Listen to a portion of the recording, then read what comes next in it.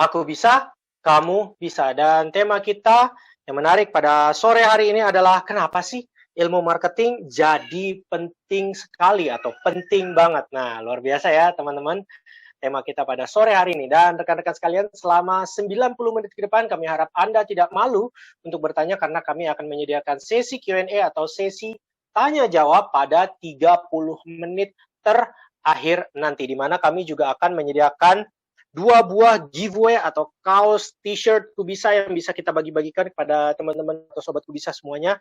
Kenapa sih harus banget dapetin t-shirt Kubisa ini? Karena teman-teman, believe me, t-shirt ini sudah dikirimkan dan dipakai oleh beberapa narasumber yang pernah mampir mengajar dan juga sharing di Kubisa, rekan-rekan sekalian. Contohnya seperti Ibu Susi Pujastuti, Mas Helmi Yahya, Mas Sandiaga Uno, Pak Ignatius Jonan, lalu Bapak YouTube Fox Indonesia, yaitu Mas Erik Sukamti, dan terakhir Mbak Ratu Tisa Destria, mantan Sekjen PSSI perempuan pertama di Indonesia. Mas Abi, cara dapetinnya gimana teman-teman? Believe me, caranya sangatlah mudah. Teman-teman hanya cukup memberikan pertanyaan unik dan pertanyaan menarik, di mana nanti pemenangnya akan langsung dipilih oleh narasumber kita nanti. Dan rekan-rekan sekalian, saya kali ini sudah tidak sendiri. Saya kali ini ditemani oleh seorang yang sangat luar biasa. Beliau merupakan mantan direktur dari EB Consulting. Beliau juga pernah berkarir sebagai marketing director pada suatu majalah yang keren namanya Majalah Marketing Indonesia. Dan beliau saat ini menjadi staf ahli untuk pimpinan DPD RI atau Republik Indonesia. Siapakah dia? Langsung saja kita sambut dan sapa bersama. Inilah dia. Assalamualaikum dan selamat sore Bapak Sukardi Arifin. Halo Pak Sukardi. Halo, waalaikumsalam warahmatullahi wabarakatuh. Apa kabar Mas Habibi? Sehat hari ini? Alhamdulillah baik. Bapak sendiri apa kabar di sana? Sehat, kelihatan dong ya? Atau tidak kelihatan saya tampak sehat hari ini? Sehat dong, luar biasa. Mantap, crystal clear Pak. Mantap. Bapak, sebelum saya maju ke pemaparan Bapak, saya pengen tanya terlebih dahulu nih Pak. Di luar kesibukannya Bapak nih, sebagai yang tadi disebutkan itu ya? Yang tadi disebutkan banyak sekali itu. Ya jangan diulang-ulang, nggak enak. Jangan diulang-ulang, nggak enak. Belum lagi Bapak dosen ya Pak ya? Ya, di beberapa university ya. Cuma beberapa university. Oh, merendah untuk meninggi ya Pak? Baiklah, saya pengen nanya, di luar kesibukan Bapak, akhir-akhir ini Bapak lagi sibuk kerjain hobi apa sih Pak? Saya memang hobinya cuma satu. Hobinya saya marketing. Jadi menjalankan hobi saya yaitu ya saya bergerak di bidang marketing, ya jualan online, cari-cari apa yang bisa dijual online atau offline. Itulah hobi saya. Hobi yang menghasilkan tentunya. Hobi yang menghasilkan. Luar biasa. Pak, luar biasa banget nih. Hobi dan pekerjaan sama ya Pak. Pokoknya jualin apa aja terus nih. Dan teman-teman tentunya. Pekerjaan saya itu mengikuti hobi saya tentunya. Pekerjaan. Iya, karena teman-teman saya sangat tertarik sendiri. Saya sendiri sangat tertarik dengan tema pada sore hari ini karena apa? Karena semenjak tahun 97 dan 98 orang secara apa ya, dengan seenaknya gitu ya, membaurkan konsep sales dengan marketing, bahkan konsep sales dengan yang namanya PR atau bahkan PR marketing. Karena apa? PR berdiri sendiri, sales berdiri sendiri, dan bahkan marketing berdiri sendiri, dan juga marketing itu sebenarnya ada disiplin ilmunya tersendiri ya. Tentu. Bahkan sudah sampai S1 dan juga ada S3 di luar negeri ya. Nah, dan saya berkesempatan bisa ketemu Bapak dan juga sembari bersama teman-teman partisipan di sini, teman-teman penonton di sini juga bisa mendengarkan Bapak apa sih sebenarnya marketing dan sebenarnya sepenting apa sih, nanti kita akan buka. Pak, silakan Bapak, monggo untuk bersiap-siap terlebih dahulu. Rekan-rekan sekalian, biar saya nggak dead air sambil menunggu Pak Sukardi menyiapkan materinya yang akan langsung di start screen ya sama Pak Sukardi. Jangan lupa untuk persiapkan pertanyaan-pertanyaan terbaik teman-teman dan tetap menjadi Sobat Kubisa. Karena apa? Sobat Kubisa menjadi webinar nomor 2 terbaik yang ada di Indonesia dan sudah mendapatkan beberapa penghargaan dan juga review yang sudah luar biasa sampai dihubungi sama Google. Dan sudah terlihat di layar teman-teman semuanya, di screen kita semuanya. Pak Sukardi sudah menyiapkan pemaparannya. Kalau begitu sudah siap ya Pak ya? Saya sampaikan dulu Mas Habibi, sorry foto yang lama, soal belakangan nggak pernah moto-moto lagi. Iya Pak, kalau namanya dosen dan seniman itu kalau kata apa namanya Bapak Jazz kita Pak Yopi Hitam itu seniman dan juga penjual itu nggak pernah tua ya. Ya, karena fotonya nggak diganti-ganti ya. Karena fotonya ganti-ganti. Iya, keren. Baiklah rekan-rekan sekalian, sampai pukul 5 nanti atau pukul 17.00 nanti, mudah-mudahan kita akan bisa dihibur, kita akan bisa fun bareng dan belajar gratis bareng. Karena apa? Mudah-mudahan ini adalah ladang ilmu dan ladang berkah untuk kita semua, bukan hanya saya, tapi juga teman-teman dan juga Pak Sukardi. Pak Sukardi tampaknya sudah siap. Baiklah rekan-rekan sekalian, dengan sangat bangga saya dan ku bisa mempersembahkan inilah dia, Why Marketing, Bapak Sukardi Arifin. Silakan Pak Sukardi. Baik, terima kasih Mas Habibi. Sebelumnya saya menyapa dulu teman-teman yang ada di Papua, kemudian teman-teman yang ada di Universitas Muhammadiyah Bengkulu. Selamat sore, terima kasih sudah bergabung di sharing session ini, dan juga teman-teman saya yang berada di Institut Bisnis Nusantara. Nah, hari ini kita akan sharing ya, mengapa marketing itu begitu penting. Nah, tujuan dari sharing session ini, saya berharap bahwa kita nantinya akan menjawab dua pertanyaan.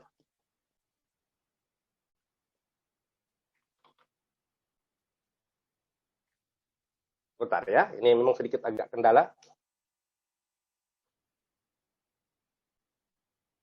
Oke, jadi kita akan menjawab dua pertanyaan di sesi sharing hari ini. Yang pertama adalah, mengapa banyak lulusan marketing gagal di dalam bisnis, sementara mereka adalah orang-orang yang mempelajari tentang marketing dan bagaimana mengembangkan bisnis. Ini menjadi sebuah pertanyaan besar. Kenapa menjadi pertanyaan besar? Orang yang bergelut mempelajari selama kurang lebih 3-4 tahun, bahkan ada yang sampai 7 tahun mempelajari ilmu marketing, namun gagal pada saat mempraktekkan ilmu marketingnya di dalam dunia nyata, kita sebut dengan dunia praktisi. Jadi mempraktekkan ilmu marketingnya sering terjadi gagal. Mengapa mereka gagal? Ini menjadi pertanyaan besar yang harus kita jawab hari ini. Kemudian, tujuan dari sharing session ini, yang kedua adalah, sebenarnya kalau melihat mereka gagal, nah apakah mempelajari ilmu marketing itu penting?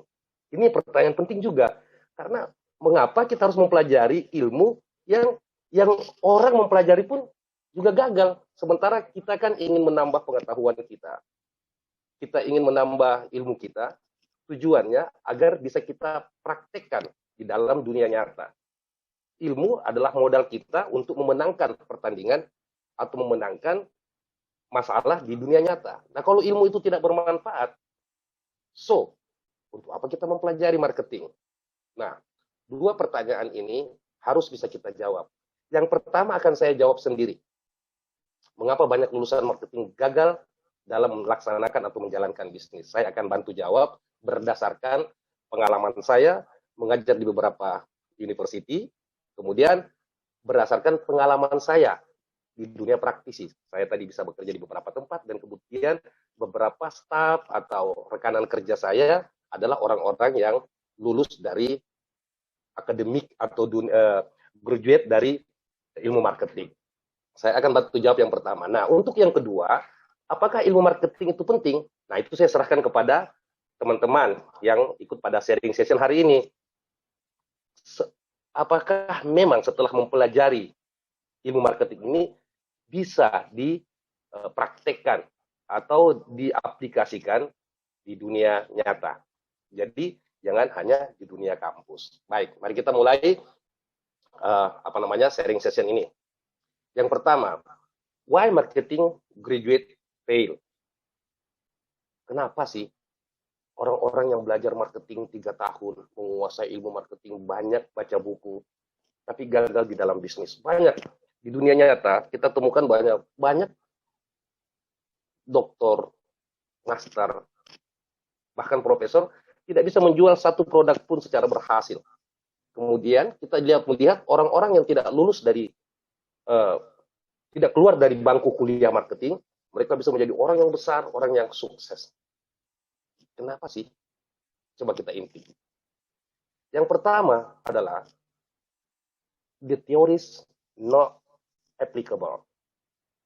Ilmu marketing yang kita pelajari di dunia kampus memang baik, Tapi terkadang kampus-kampus besar, tidak seluruhnya tentunya, ada juga kampus-kampus kecil maksudnya. Jadi tidak seluruh kampus itu eh, menggunakan buku-buku atau textbook dari lokal. Mereka tidak mau, mereka alergi atau mungkin gengsi atau mungkin merasa tidak cocok menggunakan textbook yang diaplikasikan atau yang ditulis oleh orang-orang lokal Indonesia.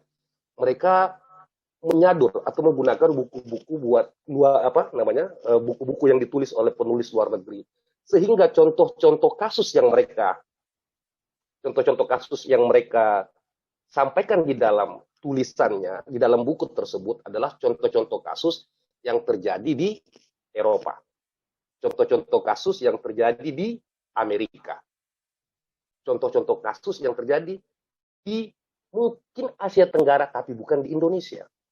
Sehingga ilmu kasus yang kita pelajari selama ini ketika digunakan atau diaplikasikan di Indonesia tidak cocok. Kenapa? Kita tahu bahwa konsumen Indonesia adalah konsumen yang berbeda, punya karakteristik sendiri, berbeda dengan konsumen-konsumen yang ada di Eropa yang well educated, memiliki pengetahuan yang cukup latar belakang pendidikannya lebih tinggi. Kita tahu bahwa Indonesia 75% itu lulusan SMA dan berhenti di situ. Hanya sekitar 10-15% mereka yang melanjutkan ke jenjang pendidikan yang lebih tinggi. Dan cuma 1-2% yang melanjutkan ke jenjang master. Beda dengan yang ada di Eropa sana. Oleh karena itu, tidak salah sebenarnya kalau kampus-kampus. Tapi sekarang ini, sebagai pengajar juga, saya melihat banyak kampus yang sudah mulai menggunakan buku-buku lokal, buku-buku yang ditulis oleh orang lokal, kasus-kasus yang ditulis oleh orang lokal untuk digunakan sebagai salah satu materi dalam membahas kasus-kasus dunia marketing. Teorinya boleh dari luar, teorinya boleh menggunakan teori Kotler, Keller, Eker, siapa saja, atau guru-guru marketing besar dunia. Tapi kasusnya harusnya adalah kasus yang terjadi di Indonesia. Karena segmennya berbeda, orang Indonesia beda. Orang Indonesia unik, sampai kita kenal perilaku plus 62. Itulah perilaku orang Indonesia yang harusnya bisa kita gunakan sebagai acuan di dalam memberikan pendidikan, bagaimana mempraktekkan, bagaimana melihat kasus-kasus yang ada di Indonesia dengan ilmu marketing yang kita ambil atau kita sadur dari buku-buku luar. Yang pertama adalah teori is not applicable. Bukan salah menggunakan buku-buku luar, tapi jangan pernah melupakan buku-buku lokal. Saya boleh share banyak ahli-ahli marketing di Indonesia yang sebenarnya juga sudah diakui di luar negeri. Saya sebut salah satunya, walaupun saya disebut pakar marketing, tapi masih banyak pakar marketing yang lebih baik di Indonesia. Dan tidak malu saya menyebutkan, di sana ada Hermawan Kartajaya misalnya. Bukunya banyak. Seharusnya ini dijadikan menjadi salah satu buku-buku untuk mengajarkan ilmu marketing di Indonesia. Kemudian kita kenal juga Handi Irawan. Saya sempat terinspirasi dengan salah satu bukunya yang menurut saya sangat menarik. Salah satu buku Handi Irawan adalah 10 karakter unik orang Indonesia. Bayangkan, orang Indonesia tidak hanya unik, tapi ada 10 keunikannya yang tidak dimiliki oleh orang-orang di Eropa, di Amerika, di Afrika, atau di Asia Tenggara pada umumnya. Kemudian kita kenal juga ada teman saya, Yusuf Hadi misalnya, ada Dr. Darmadi Durianto misalnya yang juga banyak menulis buku tentang brand. Kemudian Tony Sitinja. Kalau saya sebutkan, saya takut waktu saya habis menyebutkan nama mereka satu persatu. Karena kita tahu bahwa banyak orang Indonesia yang sudah mulai menuliskan buku yang kasusnya diambil dari kasus-kasus yang terjadi di Indonesia dan bagaimana menggunakan teori marketing yang dari luar sana untuk digunakan di Indonesia ini. Itu yang pertama, bahwa yang pertama adalah teorinya is not applicable. Kemudian yang kedua, kenapa orang marketing atau marketing graduate itu fail? Yang satu, lulusan marketing itu is not flexible. Mereka tidak fleksibel. Mereka selalu menjawab setiap permasalahan di perusahaan atau menjawab setiap permasalahan yang terjadi di bisnis dengan buku. Mereka akan mengatakan, oh, itu tidak sesuai dengan teori yang saya pelajari. So, apakah kita harus mengikuti buku, apa kita harus mengikuti cara kita, cara Indonesia dalam menyelesaikan masalah? Jadi, teman-teman yang lulusan marketing juga tidak fleksibel, seharusnya fleksibel. Teori hanya menjadi salah satu source bagi kita, sumber bagi kita untuk menyelesaikan masalah-masalah yang terjadi di dunia praktek. Tidak boleh menjadi satu-satunya masalah. Ingat, boleh menjadi salah satu acuan atau referensi kita dalam menyelesaikan masalah marketing. Tapi tidak boleh menjadi satu-satunya. Saya sering ketawa kalau saya di kantor lagi membuat marketing plan, kemudian beberapa staf lulusan fresh graduate dari marketing. Jadi saat kita membahas tentang marketing plan, bagaimana bisnis ke depannya, mereka akan maju dengan analisis SWOT, sedikit-sedikit SWOT, SWOT. Jadi seolah-olah dunia ini, masalah bisnis ini, masalah di dalam dunia nyata ini bisa diselesaikan dengan 4 kata tadi. SWOT. Strength, weaknesses, opportunity, dan threat. Dianggap bahwa kalau kita bisa memasukkan seluruh unsur ke dalam 4 variabel SWOT ini, maka urusan bisnis menjadi lancar. Menurut saya, Anda tidak fleksibel. Karena SWOT hanya bukan satu-satunya source. Kemudian, saya juga sering ketemu fresh graduate atau teman-teman marketing, bahkan yang sudah senior. Kalau kita berdiskusi tentang bisnis, bagaimana membuat bisnis baru, bagaimana membuat bisnis ini lebih besar ke depan, mereka akan langsung mengambil pulpen, naik ke papan tulis dan menuliskan, oke, kita tuliskan apa goal kita. Wow, keren sih kelihatannya. Setelah menuliskan goal, di sebelah kanannya mereka akan menuliskan apa action plan-nya. Tujuannya ini, kemudian apa langkah-langkah yang harus kita lakukan. Kemudian di kolom berikutnya mereka akan menuliskan, jangan lupa time schedule, kapan harus diselesaikan masalah ini. Dan yang paling terakhir mereka akan tuliskan PIC, orang-orang yang harus menyelesaikan permasalahan ini. Menurut saya sih oke. Tapi kalau terlalu lama berkutat di teori ini, orang-orang yang tidak belajar marketing, orang-orang yang tidak dibekali ilmu-ilmu marketing dan tidak pernah berkuliah marketing, akan langsung membuat mental block dan menjadi malas bicara soal marketing. Sehingga pekerjaan itu hanya menjadi pekerjaan orang-orang marketing saja. So, yang kedua adalah not flexible. Apa yang ketiga? Yang ketiga, teman-teman lulusan marketing, yang apalagi yang sempat kuliah di luar negeri sana, kemudian masuk ke Indonesia, menjadi pemimpin perusahaan atau menjadi marketing director, mereka menganggap bahwa semuanya bisa diselesaikan di atas meja. Mereka akan membuat rancangan strategi yang canggih, begadang, bekerja sampai jam 3 subuh, jam 4 subuh. Mereka memang kuat bekerja. Orang-orang yang lulusan luar negeri, kita harus akui bahwa mereka bisa bekerja sampai jam 4 subuh, jam 3 malam. Bahkan tidak pulang kantor, menginap di kantor. Itu memang perilaku yang positif. Mereka itu semangat di dalam bekerja. Tapi satu catatan yang menjadi catatan saya selama ini, bahwa mereka do not know real market. Mereka tidak pernah mau coba turun ke pasar, apa yang terjadi, dan berdiskusi dengan konsumen. Apa yang sebenarnya konsumen inginkan. Jangan selesaikan masalah kenapa awareness tidak naik. Kenapa produk tidak bisa laku. Kenapa susah sekali menaikkan menaikkan penjualan, tidak bisa kita selesaikan seluruhnya melalui meja dan textbook yang kita miliki. Turun ke pasar, temui konsumen, tanyakan mereka.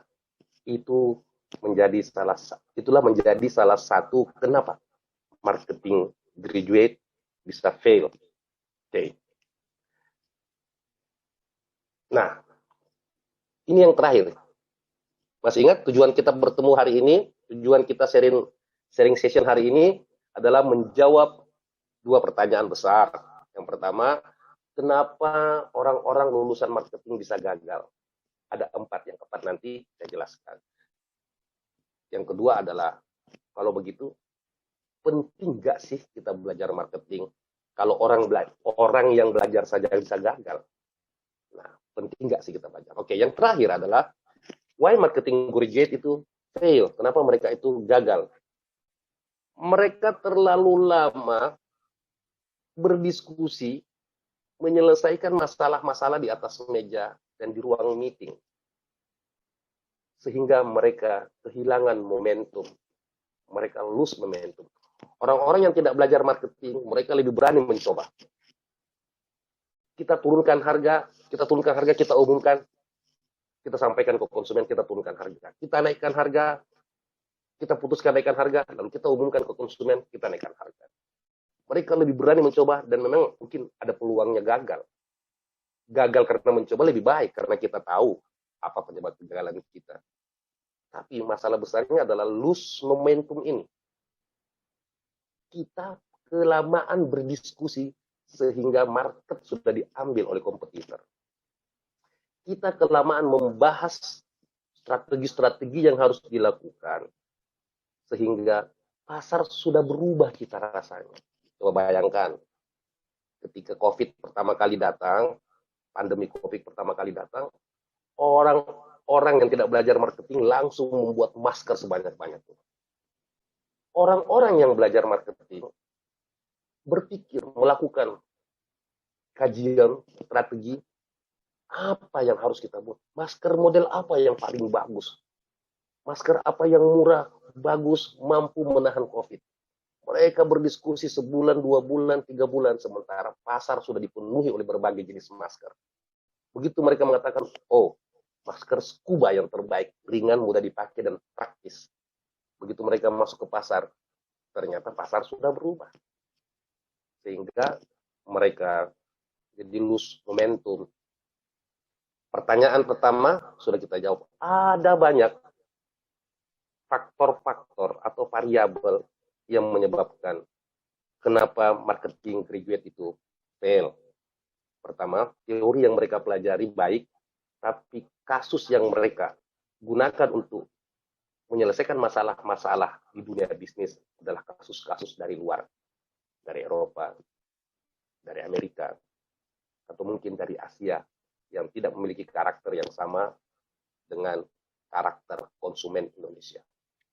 Kemudian teman-teman lulusan marketing not fleksibel. Mereka hanya berfokus pada buku.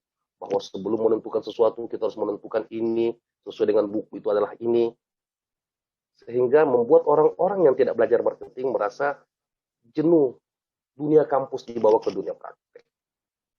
Kemudian mereka semangat kerja tinggi, mau bekerja sampai malam, tapi tidak pernah mau mendengarkan suara konsumen.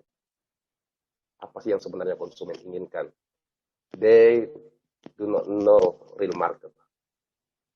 Kelamaan meeting, akhirnya lose momentum. Oke, itu menurut saya kenapa marketing graduate itu bisa fail.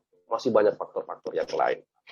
Sebelum saya tinggalkan slide ini, saya ingin menyampaikan, kebetulan saya tahu bahwa ada teman-teman saya dosen, pengajar yang ikut sharing session hari ini.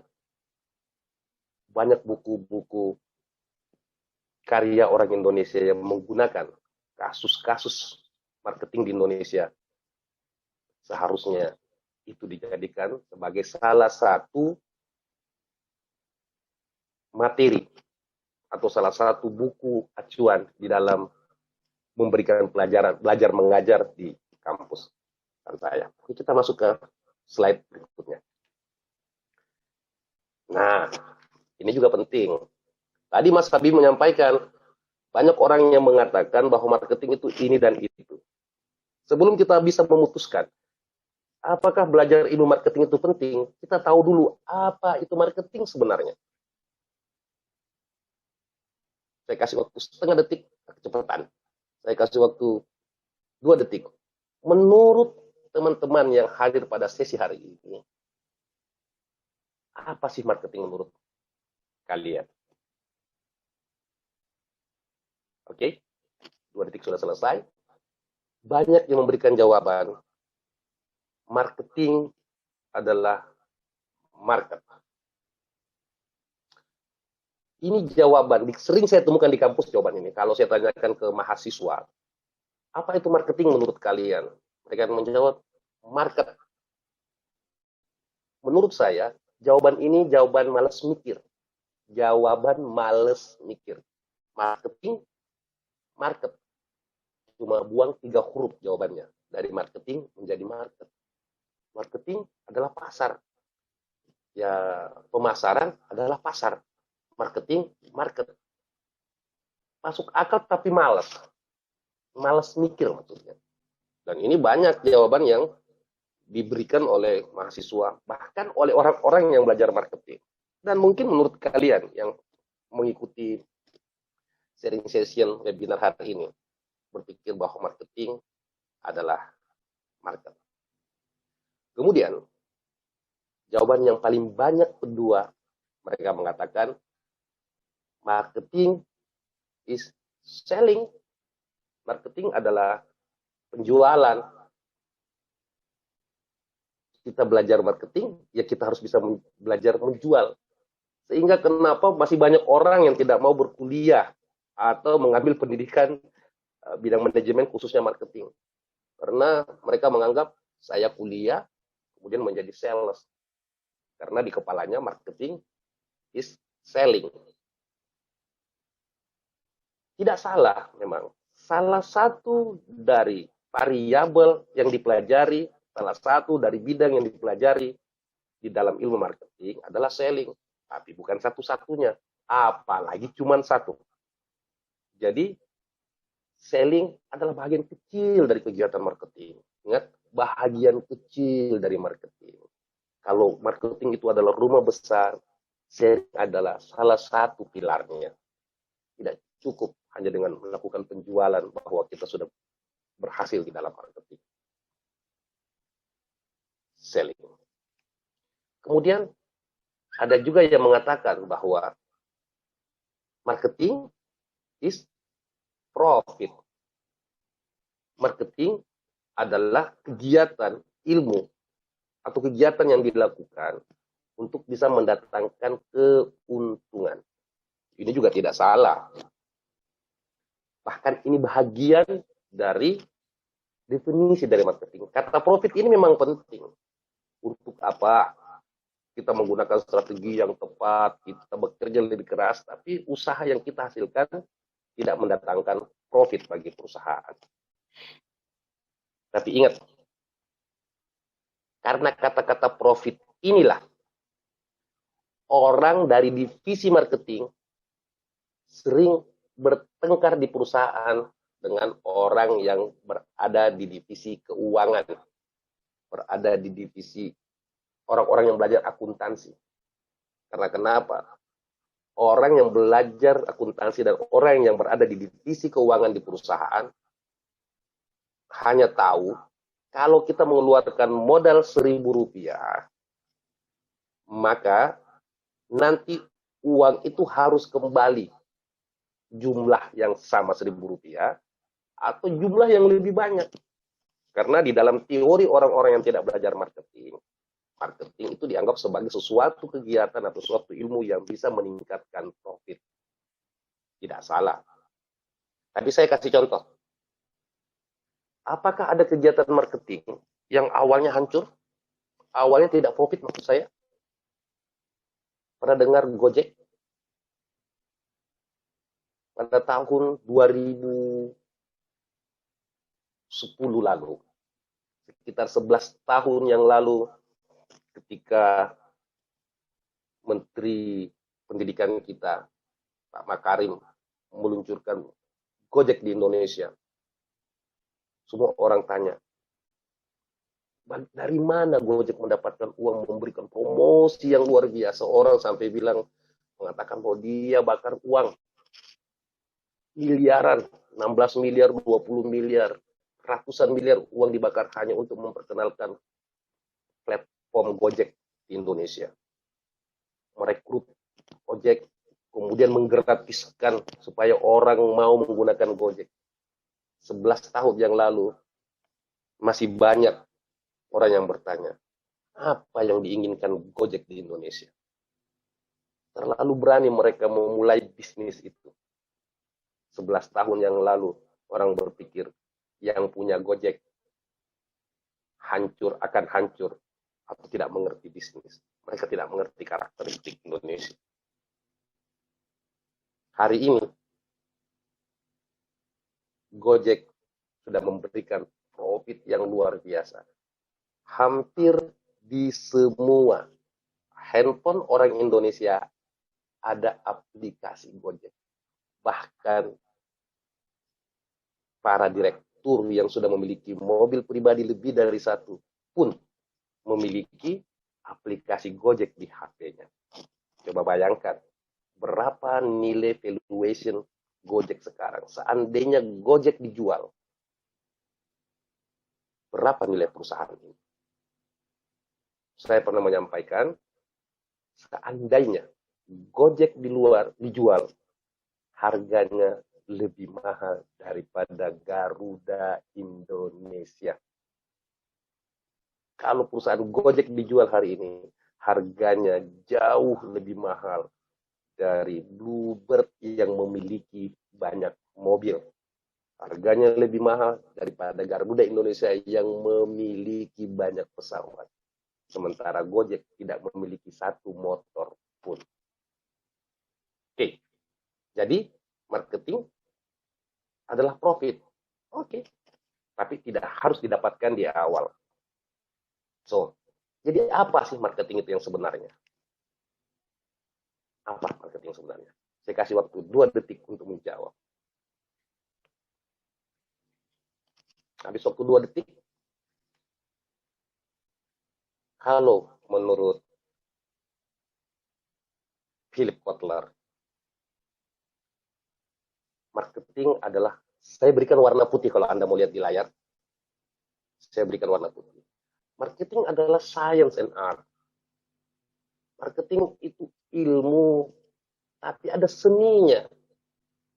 Jadi tidak kaku menyampaikan atau mempelajari marketing itu. Dia betul science, tapi harus digabungkan dengan seni. Seni bagaimana mempengaruhi konsumen. Seni bagaimana membuat produk bisa laku di antara jutaan produk yang sama, dengan kualitas yang sama, dengan harga yang sama, tapi bisa dilihat berbeda oleh konsumen. Kemudian marketing itu adalah menciptakan dan memberikan, mendeliver value, nilai tambah. Saya mau tanya, banyak hotel di Indonesia, di setiap daerah ada hotel. Setiap daerah ada hotel, kenapa kita lebih memilih hotel tertentu kalau kita ke daerah? Padahal mungkin harganya sama. Padahal mungkin lokasinya sama-sama strategis. Tapi kenapa kita lebih sering memilih hotel tertentu? Saya juga kasih contoh. Kalau kita suka makan bakso, kenapa kita lebih memilih di tempat bakso tertentu? Kenapa kita, padahal ada ratusan, mungkin ribuan penjual bakso di sekitar tempat kita. Tapi kenapa kita menyukai? Terkadang mungkin bukan rasanya yang enak. Mungkin lebih asing dibanding yang lain. Tapi mungkin karena senyuman penjualnya, keramah tamahan penjualnya, membuat kita lebih nyaman di sana. Kita lebih nyaman bertransaksi atau makan bakso atau tinggal di hotel tersebut. Itu yang disebut dengan value. Nanti kita akan bahas tentang value. Oke, kemudian menurut Philip Kotler juga bahwa marketing itu harus memenuhi kebutuhan dan keinginan konsumen. Oleh karena itu, syarat marketing adalah mengetahui apa yang diinginkan dan dibutuhkan oleh konsumen. Sehingga kita bisa mendeliver, kita bisa memberikan keinginan dan kebutuhannya. Jadi, sebenarnya definisi marketing yang disampaikan oleh Philip Kotler, Bapak marketing di dunia yang sama-sama harus banyak-banyak bukunya digunakan oleh para akademisi, sudah mengatakan bahwa marketing itu ada seninya. Marketing itu bukan ilmu pasti. Tidak bisa mempelajari marketing seperti belajar matematika 1+1 sama dengan 2. 2+2 sama dengan 4. Jualan murah pasti laku. No. Jualan mahal juga pasti laku. Garuda Indonesia menjual tiket pesawat lebih mahal dari yang lain. Tapi hotel-hotel yang mahal di Jakarta bahkan lebih penuh dibanding hotel-hotel yang harganya jauh lebih murah. Jadi tidak 1+1 sama dengan 2. Ada seni di dalamnya. Kita next. Kita coba bicara soal marketing history. Ilmu marketing dulunya bukan sebagai salah satu kurikulum di dalam atau menjadi salah satu ilmu yang dipelajari. Dulu marketing pertama kali dikenal pada tahun 1960. Saya tidak akan menuliskan siapa namanya, saya tidak akan menyebutkan juga siapa namanya, saya juga tidak akan menyebutkan buku marketing pertama yang dikeluarkan pada tahun 1960 karena di Google ada. Cari sendiri. Tapi pada tahun 1960 ada orang yang mulai menulis tentang bahwa ada satu disiplin ilmu yang sebenarnya cukup baik dipelajari dunia kampus adalah marketing. Kemudian pada tahun 1976 buku-buku marketing mulai dikenal dan ada satu kampus yang sudah mulai mengajarkan marketing di kampus sebagai salah satu kurikulum atau salah satu disiplin ilmu. Apakah marketing itu ilmu baru? Apakah marketing ilmu baru? Ternyata tidak. Marketing, orang-orang yang belajar marketing tahu bahwa belajar marketing, kita akan belajar ekonomi, kita akan belajar manajemen, kita akan belajar tentang komunikasi, kita akan belajar tentang statistik, kita akan belajar tentang psikologi. Banyak ilmu yang dipelajari di dalam dunia marketing. Karena marketing itu adalah menggabungkan ilmu-ilmu yang sudah ada menjadi sebuah seni digabungkan. Bagaimana mempelajari psikologi konsumen supaya mau menggunakan produk kita, supaya tertarik sama produk kita. Itulah yang digabungkan. Jadi sebenarnya marketing bukanlah ilmu baru. Marketing adalah gabungan dari ilmu-ilmu yang sudah ada. Diracik menjadi salah satu bidang ilmu marketing. Gambar apa ini? Ini kita sebut dengan martial art. Ini juga bela diri. Tapi apakah Anda bisa menyebutkan ini bela diri apa yang mereka miliki? Apakah ini kungfu? Pencak silat? Karate? Taekwondo? Judo? Ilmu apa yang mereka miliki? Mereka orang-orang yang dikenal dan mampu menunjukkan ilmu bela diri yang tidak ada judulnya. Karena mereka menggabungkan semua ilmu bela diri yang sudah dikenal.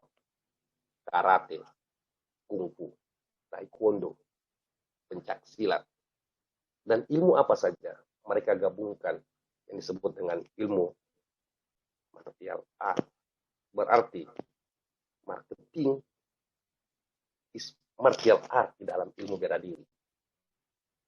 Marketing adalah ilmu yang menggabungkan secara pas, secara sesuai dari ilmu-ilmu yang ada. Manajemen, ilmu ekonomi, statistika, psikologi, bahkan juga mempelajari akuntansi, tentu juga mempelajari komunikasi.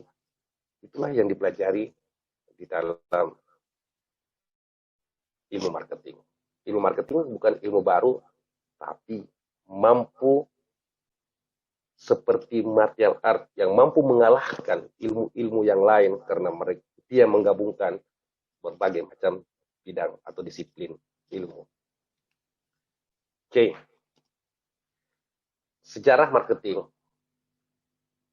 Dulu ketika demand, permintaan lebih banyak, lebih tinggi, lebih besar daripada S atau supply. Enak. Sama dengan setiap orang butuh beras. Setiap kita memproduksi beras pasti laku. Karena orang yang membutuhkan beras lebih banyak daripada orang yang memproduksi beras. Orang yang membutuhkan beras lebih banyak daripada produsen beras. Sehingga disebut demand jauh lebih banyak daripada supply. Produksi apa saja pasti laku. Jadi ini kita sebut sebagai era produksi. Tidak perlu marketing. Ciptakan saja, pasti laku. Karena itu adalah kebutuhan pokok. Produksi gula sebanyak-banyaknya pasti laku. Karena orang membutuhkan gula. Produksi obat sebanyak-banyaknya pasti laku. Karena orang membutuhkan obat. Ketika demand atau permintaan atau kebutuhan lebih banyak daripada supply. Itu disebut dengan era produksi. Ketika permintaan sudah sama atau kurang lebih atau sedikit lebih daripada supply, itu masuk di dalam dunia produk. Sudah mulai dipilah-pilah. Ini gula warnanya kuning, rasanya lebih manis.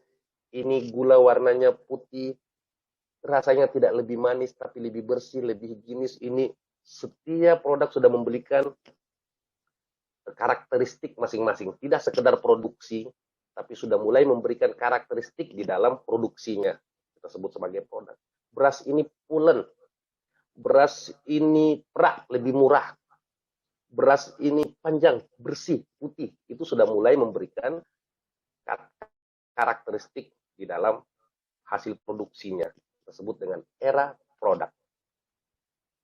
Kemudian ketika demand sudah mulai berkurang, tapi supply terus meningkat. Dibutuhkanlah era yang disebut dengan penjualan dan promosi. Potongan harga, diskon, potongan harga, diskon. Sehingga produksi bisa diterima pasar. Sehingga supply bisa sama dengan demand. Padahal sebenarnya demand lebih sedikit daripada supply. Dan ketika hari ini kita memasuki era di mana permintaan jauh lebih sedikit daripada supply. Handphone misalnya. Ada berapa banyak produsen handphone? Ada berapa banyak tipe handphone? Anggaplah merek A. Saya sebutkan saja mereknya. Samsung, Xiaomi. Kemudian merek Oppo, Vivo. Mungkin ada Toto, saya nggak ngerti. Sebegitu banyaknya merek. Dan setiap merek mengeluarkan tipe. Setiap merek mengeluarkan, masing-masing mengeluarkan tipe atau kelas mahal, kelas menengah, yang lebih canggih, kameranya indah, dan sebagainya. Supply sudah membanjiri pasar, tapi kebutuhan handphone cuma satu. Atau mungkin dua per orang. Ini yang disebut dengan era di mana permintaan jauh lebih kecil daripada supply. Sudah oversupply. Market sudah penuh. Ketika awal-awal pandemi, harga masker luar biasa, harga masker. 300.000, 500.000 dibeli. Karena kenapa? Supply kurang, masker sedikit, sementara kebutuhan tinggi. Makanya disebut dengan era produksi. Tapi sekarang, hari ini, Anda mau jual masker model apapun, market sudah penuh. Demand semakin kecil, dan jumlah masker yang beredar juga semakin banyak. Sehingga dibutuhkanlah strategi-strategi baru supaya masker-masker ini, supaya handphone yang tadi diproduksi itu bisa laku. Nah, disinilah dibutuhkan ilmu marketing. Bagaimana kita bisa memenangkan persaingan di dalam pasar, di mana produk-produk sudah membanjiri pasar. Oke, kita akan bicara soal marketing itu sendiri. Kita masuk dalam marketing. Framework marketing yang paling umum dikenal dengan 3 huruf. Jadi belajar marketing di mana saja, belajar marketing di kampus mana saja, Anda harus kenal 3 huruf ini.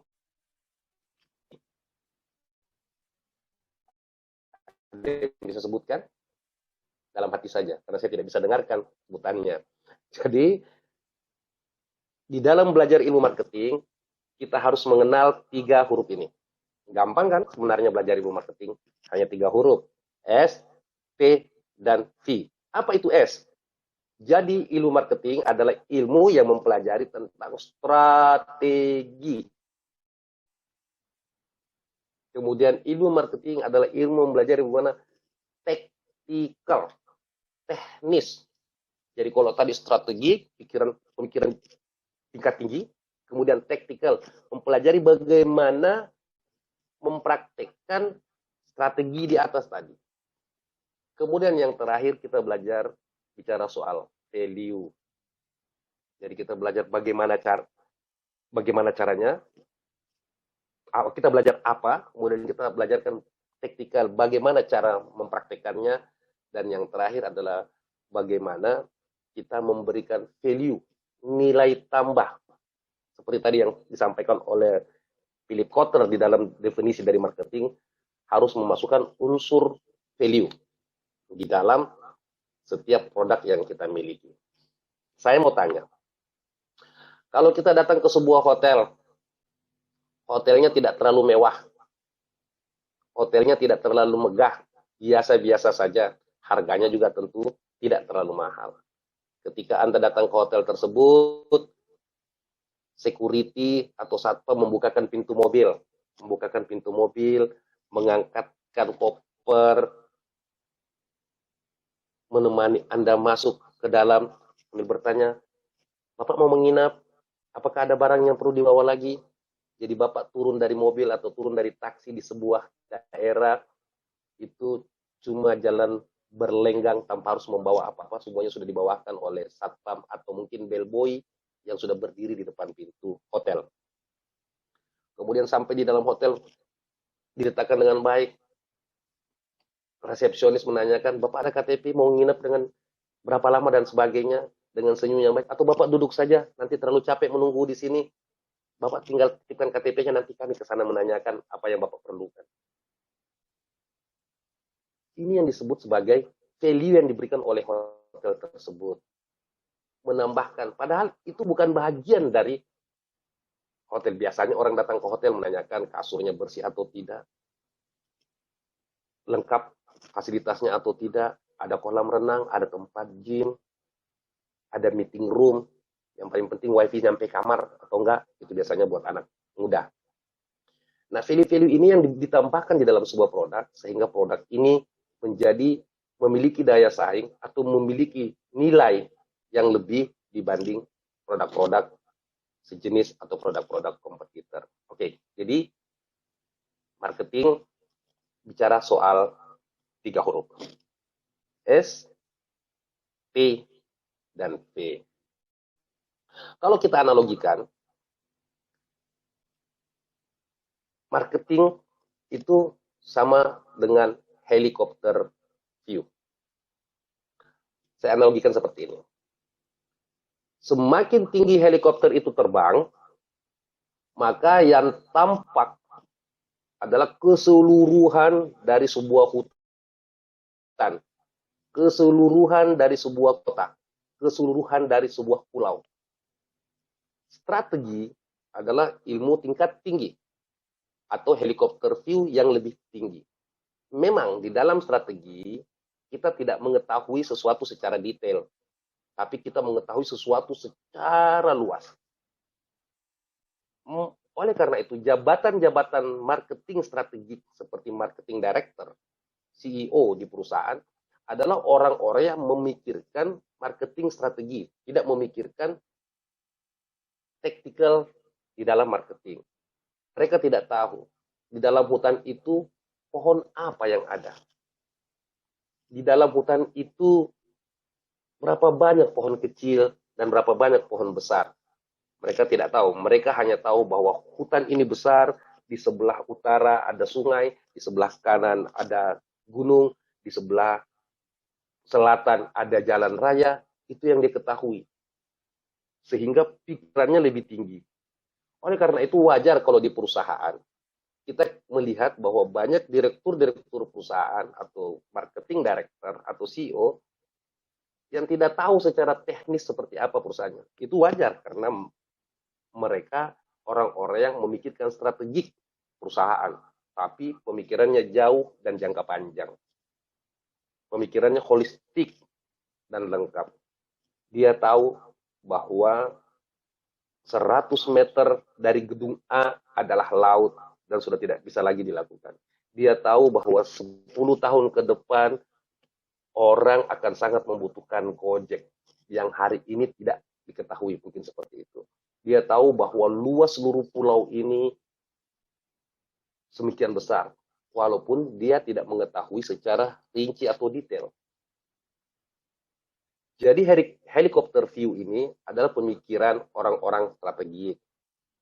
Jadi jika Anda di perusahaan duduk sebagai jabatan strategis, jabatan tinggi, maka berpikirlah secara strategis untuk perusahaan Anda. Lihat ke depan, lihat secara luas. Seandainya Anda berbisnis mobil sebagai contoh, jangan Anda hanya memikirkan permasalahan di mobil. Karena kemungkinan besar suatu hari motor menjadi kompetitor Anda. Kalau motor berkembang, kalau Anda tidak memiliki pengetahuan yang holistik, Anda tidak tahu bahwa suatu hari motor akan menjadi kompetitor Anda. Sama dengan yang mengelola rumah sakit. Jadi jangan selalu mengintip rumah sakit lain. Oh, rumah sakit ini memberikan pelayanan ini. Hati-hati. Hotel bisa menjadi suatu saat bisa menjadi kompetitor Anda. Klinik yang kecil-kecil bisa berkembang menjadi kompetitor Anda. Nah, itulah yang harus dipikirkan oleh orang-orang yang berpikir strategik atau jabatan tinggi di perusahaan. Sama dengan pertandingan bola. Strategi permainan ditentukan oleh manajer tim. Siapa yang dipasang menjadi kiper, siapa yang dipasang menjadi back, siapa yang dipasang menjadi midfielder, karakter dengan lawan A lebih cocok oleh pemain ini, karakter dengan lawan B lebih cocok dengan pemain ini dan seterusnya. Itu adalah pemikiran strategi yang dimiliki atau diberikan kepada manajer. Beda dengan orang yang berpikir taktikal. Bagaimana mempraktekkan strategi atau keputusan manajer di dalam lapangan. Ini dipegang oleh kapten tim.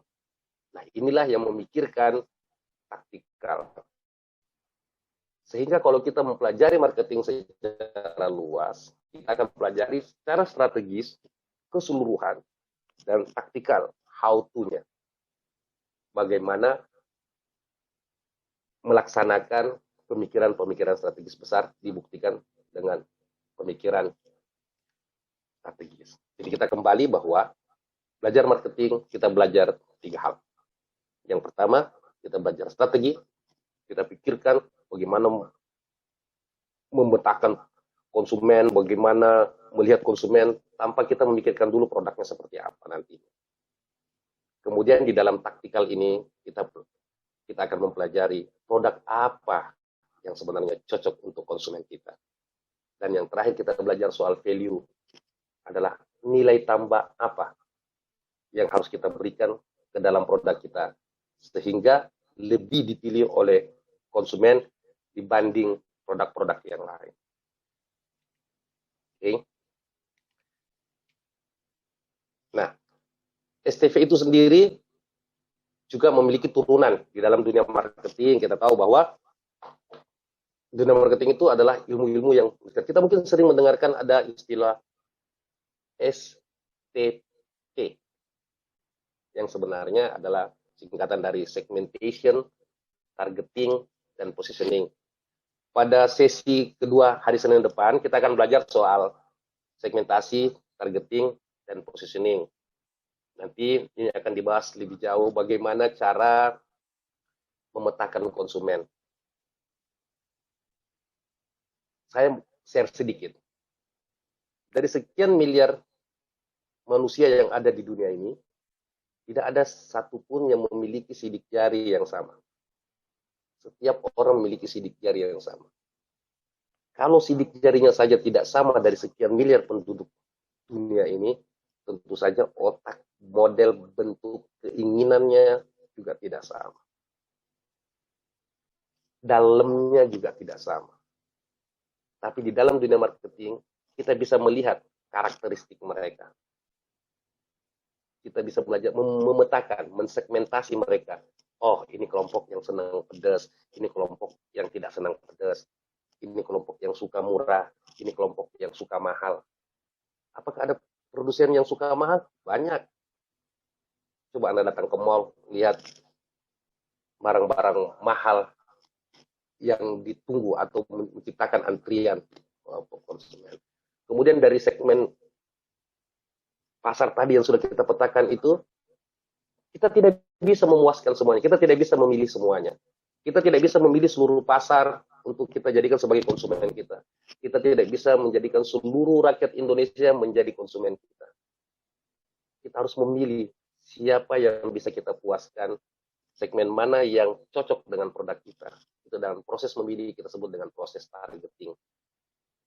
Yang mana yang kita pilih, sehingga kita tidak terfokus memikirkan konsumen yang komplain terhadap produk kita, maksudnya komplain terus terhadap produk kita, karena memang dia bukan bagian dari target market kita. Jadi memang ada kelompok yang memang harus disingkirkan dan tidak dianggap sebagai target kita.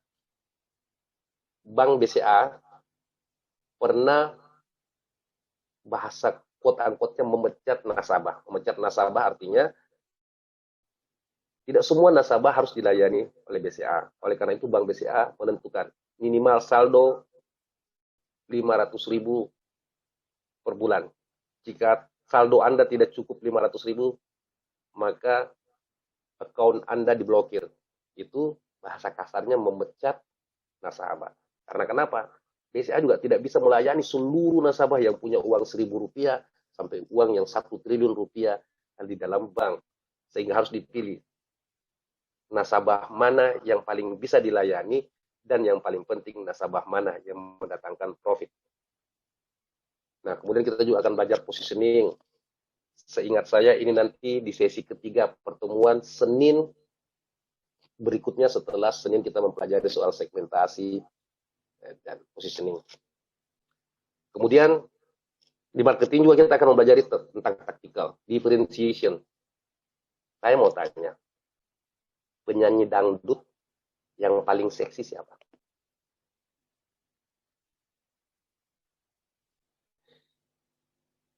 Penyanyi dangdut ada banyak. Tapi kenapa kita bisa langsung menyebutkan salah satu nama? Saya tidak usah sebutkan karena kita punya pilihan beda-beda. Tapi saya rasa kita sepakat Dewi Persik ya.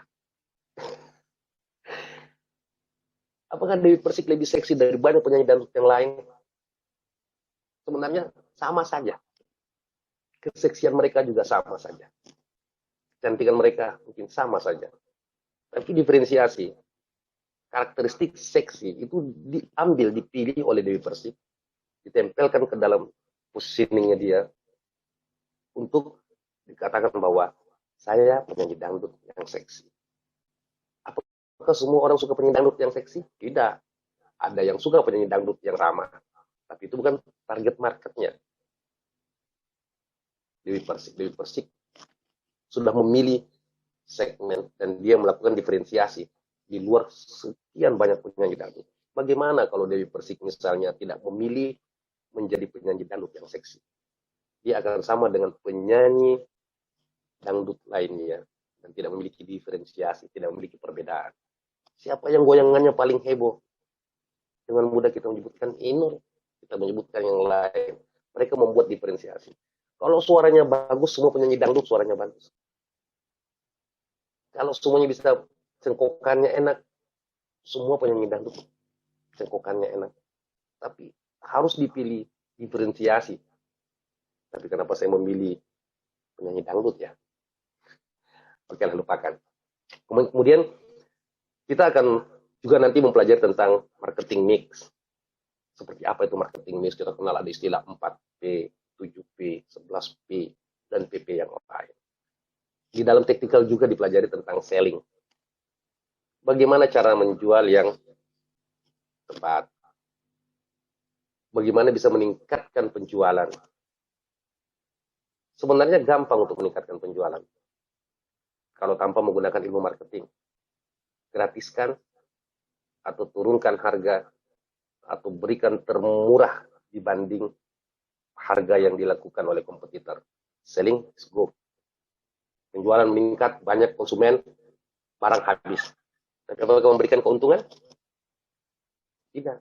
Nah, yang paling penting adalah bagaimana bisa melakukan selling, bagaimana bisa melakukan penjualan, tapi juga mendatangkan profit yang lebih besar. Selain profit yang didatangkan dari quantity yang dijual, jumlah barang yang dijual, tapi selling juga harus mendatangkan profit dari selisih biaya dan harga jual. Sehingga profit besar, quantity besar, itu adalah selling yang akan kita pelajari di dalam ilmu marketing. Bukan selling berdasarkan jumlah yang dijual, tapi selling berdasarkan keuntungan yang paling banyak didapatkan dari strategi marketing. Kita juga akan belajar tentang value, bagaimana menanamkan merek kita di dalam benak konsumen.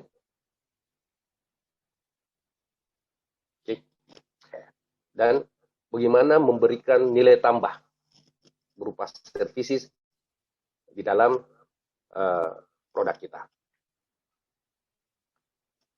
Wah, saya kehabisan waktu sementara masih banyak materi yang harus disampaikan. Tapi saya akan coba lebih cepat untuk berikutnya. Jadi, salah satu bagian dari strategi adalah segmentasi, targeting, dan positioning. Ini kita akan bahas lebih dalam di sesi berikutnya. Kemudian, marketing mix. Kita akan bahas hari ini. Sering mendengar istilah 4P. 4P itu terdiri dari P, produk, P, price, tentukan produknya, tentukan harganya, di mana menjualnya, atau place, apakah online, atau offline, atau di pasar, atau di modern market, tentukan place tempat penjualannya, karena itu juga akan terkait sama price, kemudian bagaimana cara mempromosikan produknya. Jadi marketing mix itu belajar tentang 4P, kemudian ditambahkan lagi, kalau kita produknya services, maka kita harus tahu seperti apa people yang mendeliver produknya, kemudian bagaimana prosesnya, dan yang terakhir, physical evidence-nya. Karena kekurangan waktu, saya coba fokus di sini sebentar. 5 menit kita akan fokus di sini. Selebihnya nanti kita bisa jawab di Q&A atau di sesi-sesi berikutnya. Jika ada permintaan untuk lebih fokus pada materi tertentu, kita akan fokus ke sana. Kita bicara soal produk. Jadi sebelum kita menentukan segmen, setelah kita menentukan segmen yang harus kita sasar dan kita tentukan targeting kita, maka kita baru menentukan produk apa yang cocok untuk kita jual ke konsumen kita. Anggaplah kita ingin menyasar, kita masuk ke bisnis makanan misalnya. Makanan apa yang paling cocok dijual di sekitar wilayah kita. Jadi kita tadi memetakan masyarakat kita senang apa. Sebagai contoh, apakah senang manis, senang pedas, senang banyak, atau senang yang baru. Nah, dari karakteristik segmentasi tadi kita harus memilih yang mana yang akan kita jadikan sasaran. Barulah kita menentukan produknya. Oh, saya mau jual produk tertentu. Nah, dari produk tadi ini kita tentukan price-nya, harganya. Nah, pada saat menentukan harga, karena kita sudah memiliki segmen yang sudah kita sasar, kita tahu kemampuan masyarakat di sekitar kita yang akan membeli produk kita. Sehingga kita bisa menentukan price berdasarkan konsumen yang akan kita jadikan sebagai target. Nah, bagaimana cara menjualnya? Jangan memutuskan langsung, oh jual online. Karena target pasar kita adalah orang sekitar. Bisa jadi offline lebih efektif. Tapi kalau target pasar kita luas, kita bisa menggunakan sistem online. Atau menjual di modern market dan sebagainya. Jadi penentukan tempat sangat berpengaruh terhadap keberhasilan sebuah produk. Ini juga perlu penelitian yang lebih dalam. Kemudian promotion. Nah, bagaimana cara mempromosikan produk? Kita tahu seperti apa. Misalnya kita mau jual mobil. Ya kita tahu pembeli mobil segmennya seperti apa. Tempat jualnya di mana. Kalau kita jual mobil dengan harga yang lebih mahal, tentu saja menggunakan promosi dan alat-alat promosi yang sesuai. Jangan jual mobil mahal menggunakan, ini sebagai contoh saja, jangan menjual mobil mahal dengan menggunakan bintang iklan atau promotion penyanyi dangdut misalnya. Mohon maaf, tapi ada juga penyanyi dangdut yang mewah. Tapi misalnya jangan gunakan penyanyi dangdut yang memang segmennya untuk kelompok bawah misalnya. Karena tidak nyambung dengan produk apa yang kita mau jual. Jadi antara produk, price, place, dan promotion itu harus inline. Dan ini dibicarakan di dalam marketing yang taktikal, teknis. Di luar yang kita sudah bicarakan strategi. Kemudian misalnya services 3P tambahan yang diberikan untuk dunia marketing khusus untuk services adalah siapa yang mendeliver. Jadi tidak heran kalau di hotel-hotel, di perbankan kita ketemu pelayan atau customer service atau resepsionis yang menyenangkan wajahnya kelihatan. Karena unsur people itu penting. Unsur orang yang mendeliver pekerjaan itu penting. Kemudian seperti apa prosesnya. Ini juga menjadi bagian penting. Dan yang terakhir adalah physical evidence. Kadang-kadang bangku yang kotor, kadang-kadang ketersediaan dispenser di rumah sakit itu menjadi masalah. Kadang-kadang teras yang kotor, keset yang kotor itu bisa jadi menyebabkan masalah di dalam memberikan pelayanan kepada konsumen. Mas Habibi, saya kehabisan waktu. Tapi mudah-mudahan nanti bisa kita lanjutkan di sesi berikutnya untuk materi-materi yang lain dan kita akan buat sebagai contoh. Saya pikir tadi bisa saya sampaikan dengan contoh-contoh dan ternyata baru dapat 8 slide sudah habis waktunya. Saya kembalikan ke Mas Habib. Oke, terima kasih Pak. Boleh di-unshare terlebih dahulu Pak? Baik. Oke, rekan-rekan sekalian, selamat sore, selamat bergabung dengan Kubisa, dan kali ini saya sangat senang bahwa, jujur ya, saya seperti kuliah lagi. Itu ada 4P segala. Iya ya. Ya. Iya, makanya kayak ada 4P lagi. Aduh, ini kan zaman saya belajar nih. Keren. Jadi saya kangen sama teman-teman saya, sama dosen-dosen saya. Terima kasih Pak. Buat saya yang pernah belajar sih jadi memorize lagi gitu ya. Tapi rekan-rekan sekalian, tampaknya teman-teman sudah tidak sabar untuk memberikan pertanyaan. Tapi sembari menunggu teman-teman meramaikan isi kolom Q&A, saya kasih tahu lagi bahwa kita akan ada bagi-bagi 2 t-shirt Kubisa.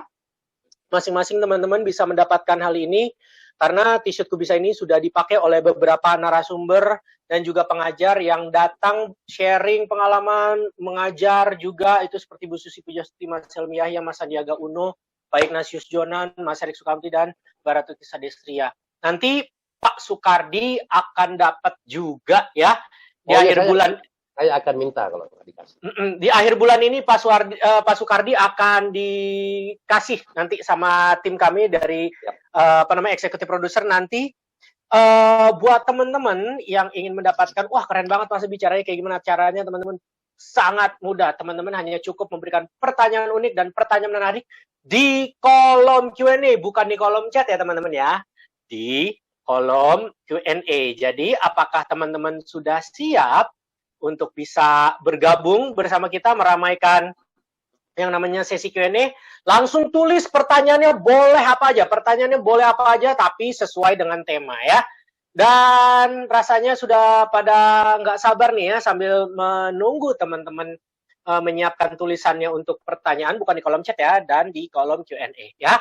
Dan saya akan langsung mematikan video saya, agar nanti jawabannya langsung bisa berkenaan, bisa berkomunikasi langsung dengan layarnya Pak Sukardi Arifin. Dan saya akan hanya menyisakan suara saja ya. Langsung saja kita buka sesi Q&A. Pertanyaan pertama ini datang dari atas nama Rafael Maria Christian. Oke, selamat sore. Mohon tanggapan perihal ilmu marketing yang bodong yang bilang ikuti 4P. Payu, payu, payu. Payu teh naon ya. Intinya laku-laku tapi pas selling. Laku-laku dan pasti cuan katanya, payu katanya. Maaf agak konyol nih menurut Pak Arifin, seperti apa tanggapannya? Silakan Pak Arifin. Baik, jadi memang seperti yang tadi disampaikan di awal bahwa banyak orang yang menganggap bahwa marketing adalah jualan ya.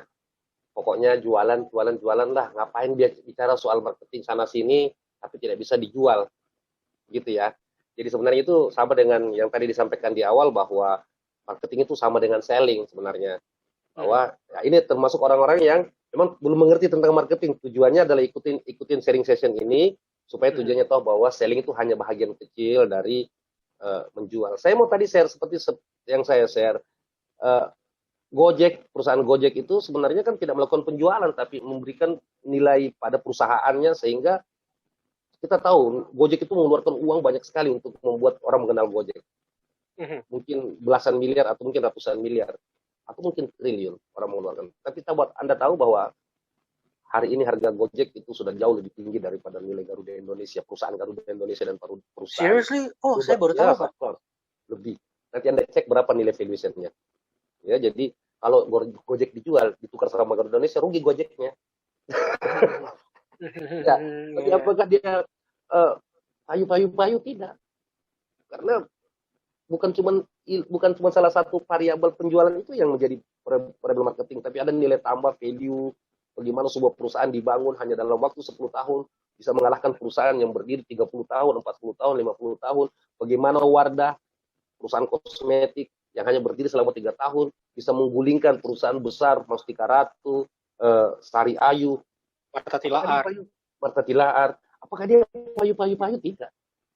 Tapi dia memberikan value di dalam perusahaannya dan dia mengerti menyasar segmen yang tepat. Sebenarnya harusnya saya menyampaikan bentuk-bentuk contoh seperti ini. Tapi saya khawatir kalau terlalu banyak contoh, tidak kelihatan ilmu marketingnya. Oleh karena itu tadi pada sesi pertama ini saya memperlihatkan bahwa ilmu marketing itu sebenarnya sudah kita pakai setiap hari. Bahwa di dalam kegiatan berbisnis kita sudah menggunakan ilmu marketing, tapi kita tidak tahu apa namanya.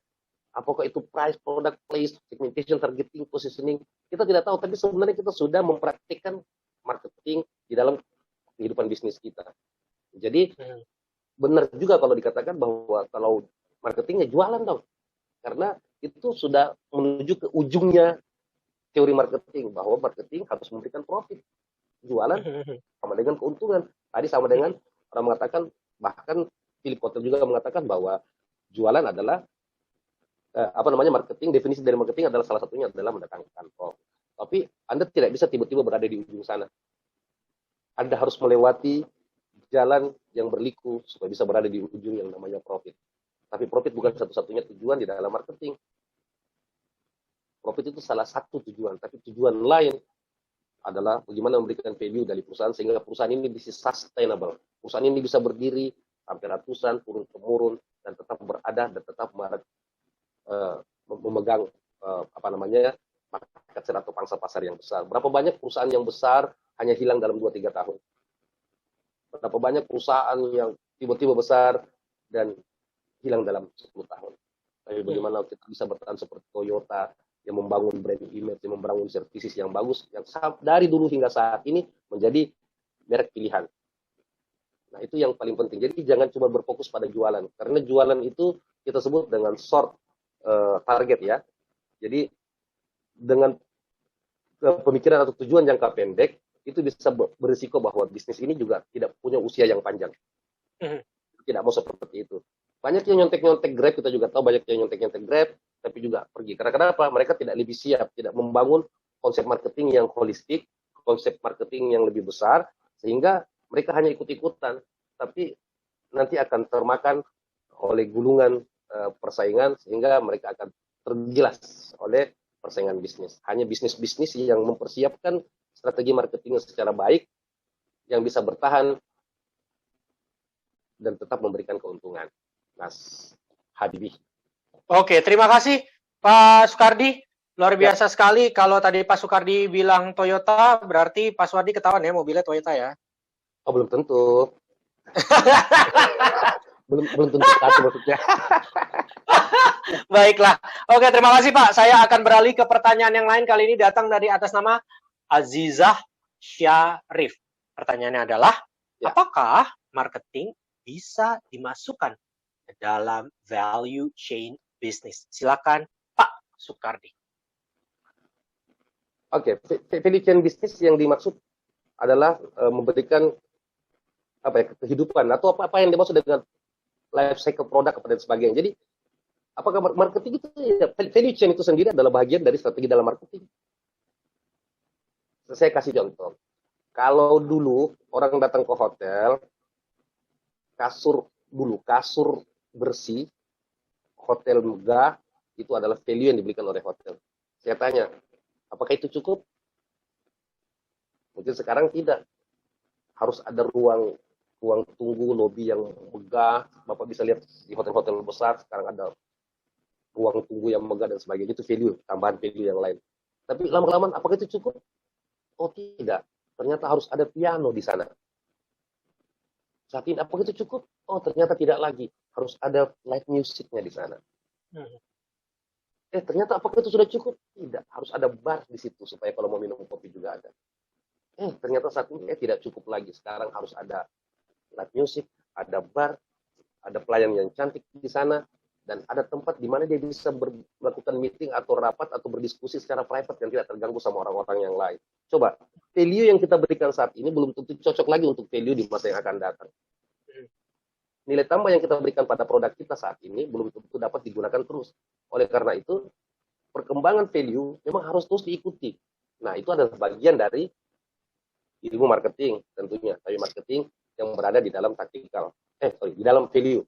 Ingat tadi bahwa marketing itu ada 3, S, T, dan Q. Jadi sebenarnya di dalam T-nya marketing itu akan jauh lebih dalam dan lebih menarik dan lebih nyeni kalau bahasanya. Jadi kata-kata artnya marketing itu ada di dalam huruf T-nya. Adalah memberikan value, nilai tambah kepada produk yang biasa-biasa saja. Sebenarnya saya mau nanya, ada tiga Mas Habibie menyebut merek, boleh nggak ini? Boleh Pak, boleh. Sorry, karena contohnya produk Indonesia misalnya atau produk luar. Sebenarnya ada 3 produk yang sebenarnya harganya sama, kualitasnya sama, value-nya sama, nilai harganya sama. Misalnya BMW, Mercy, sama Volvo. Sebenarnya saya mau nanya, kalau 3 mobil ini diadu kebut di jalan tol, kira-kira merek mana yang menang? Tergantung, Pak. Tergantung sopirnya. Kalau sopirnya sama? Tergantung mesinnya. Sebenarnya 3 mobil ini punya kecepatan yang sama. Kalau di kelas yang sama ya. Oh, kalau di kelas yang sama, ya pasti harus dibedakan tuh. Bener juga tuh. Iya, berapa? Menurut Bapak sendiri gimana? Ya sebenarnya sama saja kecepatannya, tapi di benak konsumen sudah dibedakan value-nya. Bahwa value-nya Mercy itu bukan buat ngebut, tapi gengsi. Itu kenyamanannya. Value-nya Volvo itu di safety, aman. Tapi value-nya BMW kecepatan, gaya anak muda, engine, bicara soal engine. Jadi makanya Ongki Alexander pakai BMW ya Pak? Iya, jadi karena dia Padahal sebenarnya kalau diuji sama saja, kecepatannya akan sama. Tapi di otak konsumen, value mempengaruhi. Kalau mau yang aman, ya pakai Volvo. Tabrakan belum tentu kita yang rusak, bisa jalanannya yang rusak. Itu kan value yang ditanamkan atau dimasukkan, atau value itu kan bagian dari marketing produk image juga. Di dalamnya adalah image terhadap nilai yang diberikan di dalam produk. Nah, jadi kadang-kadang value ini juga memang penting, dan memang seninya marketing ada di dalam value. Seninya marketing ada di dalam value. Nah, memang sebenarnya kita harus banyak memberikan contoh. Saya baru tahu dilihat dari pertanyaan yang masuk hari ini, saya merasa bahwa tadi terlalu teoritis. Karena penyampaian terlalu teoritis, kurang memberikan contoh. Oke, nanti perbaikan untuk sesi-sesi berikutnya, Mas Habibie. Oke, terima kasih Pak. Kita akan berlari, melaju terus. Kita akan ke pertanyaan ketiga. Kali ini datang dari atas nama Firdaus Yasin.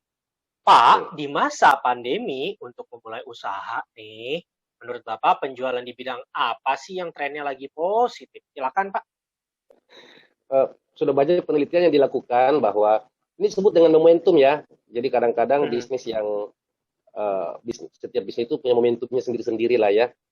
Ya misalnya kalau sekarang jangan menjual konser misalnya gitu ya, pasti nggak laku.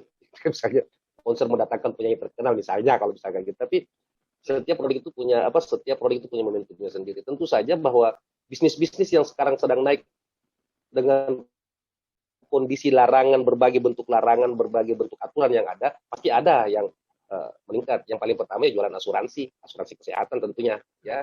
Oh, itu meningkat Pak? Oh, termasuk yang meningkat. Jadi orang baru nabung 2 hari kena COVID dan kena sebagainya sudah aman. Jadi orang mulai sadar terhadap pentingnya mengasuransikan diri di dalam hal kesehatan. Dan yang kedua, tentu saja produk-produk yang berkaitan dengan produk kesehatan untuk melawan COVID.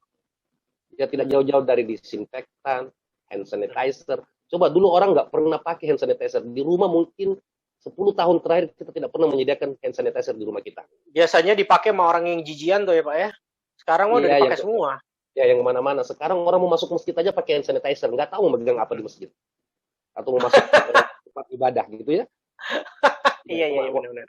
Dikit-dikit ngantongin hand sanitizer, coba. Ini produk yang dulunya tidak ada karena momentumnya sekarang diperlukan, sehingga ini produk yang termasuk momentum. Tapi hati-hati, lihat juga masalah pandemi ini.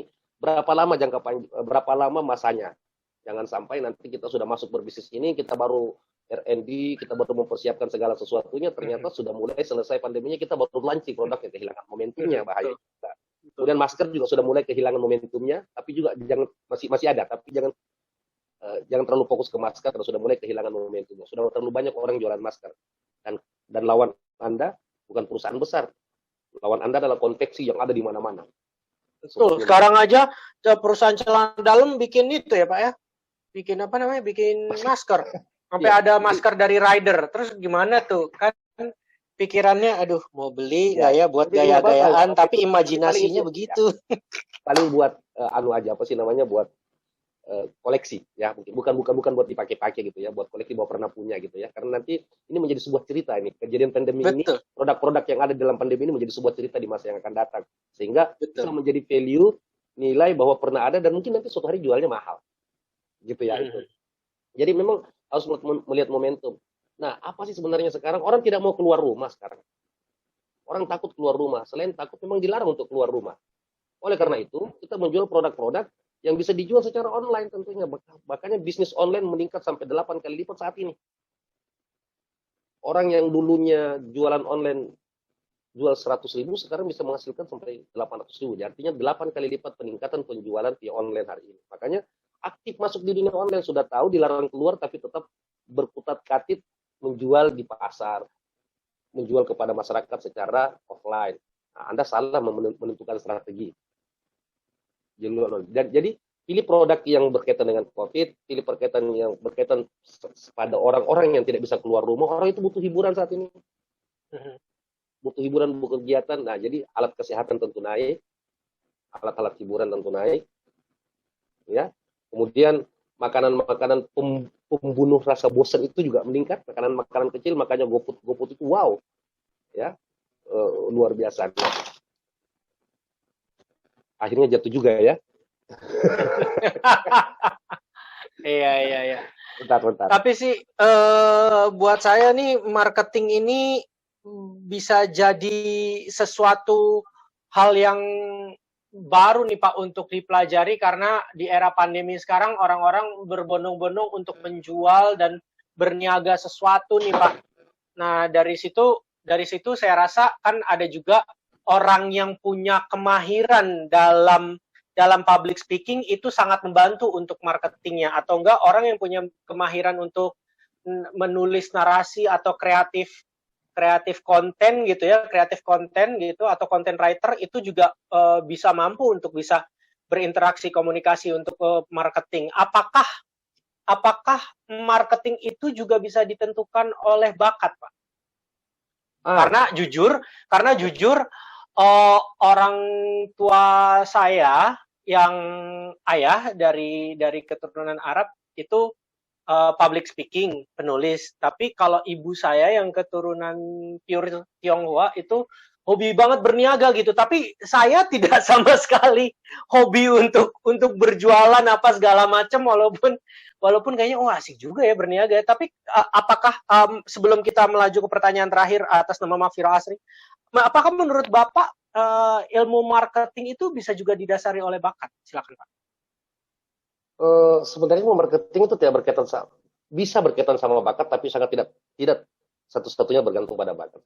Memang ketika saya mengajarkan di kampus tentang marketing, mereka selalu berpikir, Pak, saya orangnya pendiam, ya, saya orangnya pemalu. Apakah saya bisa menjadi marketer? Ya, Mas Habib, begitu pertanyaannya kan ya. Nah, jawabannya adalah marketing itu bukan orang yang cerewet, tapi marketing adalah orang yang mengetahui apa yang dia mau tawarkan. Saya mau tanya. Sekarang kita ada kejadian Sriwijaya Air nih, jatuh gitu ya. Sekarang kalau ada nelayan pendiam melihat kejadian itu, sebenarnya dia lebih mampu menjelaskan secara detail atau Pak Bupatinya yang mampu menjelaskan secara detail kejadian jatuhnya pesawat Sriwijaya di sekitarnya dia. Saya mau tanya, kira-kira nelayan dong. Nelayan. Apakah nelayan itu bisa berbicara lebih lancar dibanding Pak Bupati? Oh, kalau kualitas kata-kata narasinya pasti Pak Bupati. Tapi isinya belum tentu lebih dalam Bupati karena dia tidak mengetahui secara detail. Karena bukan saksi mata.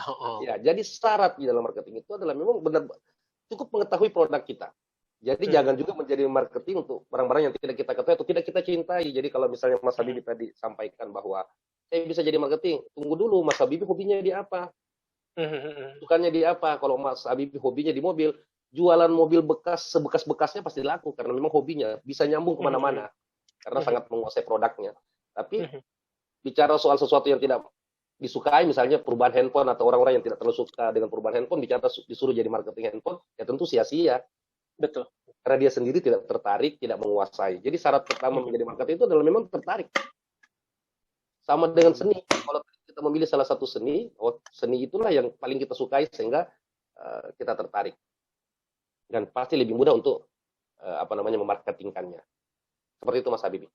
Terima kasih Pak. Kita akan langsung saja buka untuk pertanyaan terakhir atas nama Makfiroh Asri ya. Pertanyaan terakhir dari Makfiroh Asri.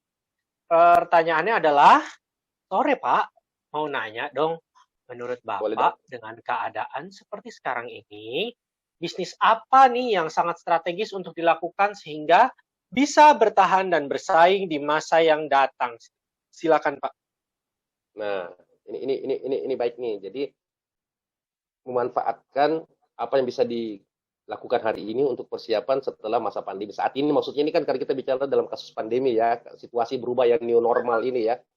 Jadi sebenarnya ini juga bagus, makanya jangan jadikan pandemi ini sebagai penghalang kita untuk kreatif, untuk bekerja untuk masa depan yang lebih baik sebenarnya. Sebenarnya pandemi ini memberikan kita banyak waktu di rumah, banyak waktu untuk berpikir, banyak waktu untuk melakukan pengkajian, sehingga kita bisa menentukan produk apa. Jadi jangan jadikan pandemi sebagai waktu untuk tidur, waktu untuk bertakut-takut gitu.